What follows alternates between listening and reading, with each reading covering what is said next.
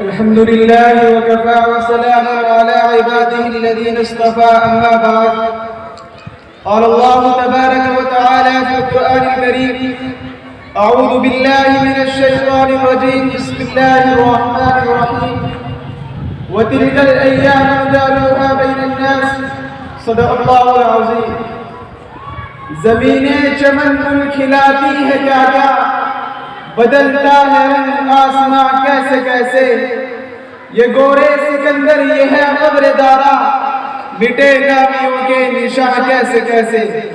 صدر محترم، اسٹیج پر جلوہ فروز بزرگان دین اور معزز سامعین کرام، آج کے اس مسابقے میں آپ حضرات کے سامنے قوموں کے عروج و زوال کی حقیقت اور دنیا کی ترقی و تنزل کے نقشے کا ایک ہلکا سا خاکہ پیش کرنا چاہتا ہوں. مجھے امید ہے کہ اس آئینے اور حقیقت کی چھلنی میں ہم اقتدار یافتہ اور ترقی یافتہ قوم کا چہرہ دیکھ سکیں گے. ہمیں ان کے مستقبل کا اندازہ ہو جائے گا اور ہم خود اپنے طریق فیصلہ کریں گے. محترم حضرات، یہ دنیا آج سے نہیں، ہزاروں بلکہ کروڑوں برس سے قائم ہے اور قیامت تک باقی رہے گی.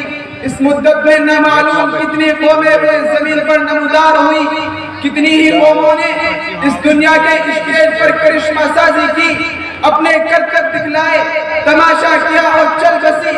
کتنی ہی قوموں نے اس قدر ترقی کی کہ دنیا کو معلوم ہونے لگا کہ ان کی ترقی لازوال ہے. یہ قوم فنا نہیں ہو سکتی، اس کی حکومت ختم نہیں ہو سکتی. لیکن جب حقیقی طاقت رکھنے والے فرما روا نے ان کی قسمت کا فیصلہ کیا تو ایسی گری کہ دنیا ان کے نام سے بھی واقف نہ رہی، ان کے وہ نقوش بھی باقی نہ رہے جن پر ان کو ناز تھا. نمرود نے سوچا کہ تو نے تو اب خدائی کا دعویٰ کر ڈالا، بابلون نینوا کے تمام اختیارات تمہارے قبضے میں ہیں، ان کے کھٹرات پر بھی تمہارا سکہ جاری ہے، اقتدار کا تاج تمہارے پاس ہے، قوت اور طاقت، غلبہ و تسلط، فوج اور سپاہ لشکر اور رعایا سب پر تمہاری حکمرانی ہے. اسی نشر اقتدار میں سرپرست ہو کر نمرود نے تمرد اور سرکشی کی، ظلم و ستم اور کفر و عدوان کا ایک نیا کام شروع کیا. غریبوں کے خون سے نشاط کا ساغر احمد تیار ہونے لگا. رعایا کی جھونپڑیاں اجاڑ کر شاہی محل سرا تعمیر ہونے لگے. اس نے سوچا کہ وقت کی طاقت تیرے پاس ہے، قوت اور طاقت تیرے اجر غلام ہے.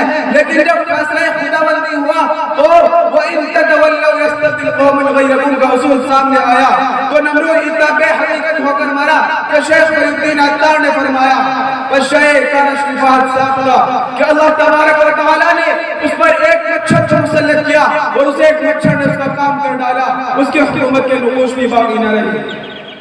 فرعون نے سر ابھارا، فرعونیت اور طاغوتیت کے نتیجے میں حد سے ٹکر لی، خدا سے پنجہ آزمائی شروع کی، انا ربکم الاعلیٰ کا دعویٰ کیا.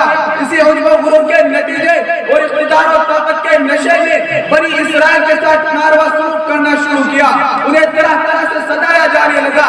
پیدا ہوتے ہی ان کے نرینہ بچوں کا قتل عام ہونے لگا. مدہ کی آغوش سے ان کے جگر پاروں کو چھینچ کر انہی کے سامنے خنجر و تلوار کی نوک پر ہوا میں اچھالا جاتا اور پھر دو ٹکڑے کر کے ان کی آغوش میں دے دیا جاتا. فرعون نے سوچا کرو بس ہمارے فرے نہم کے مساہم نمبر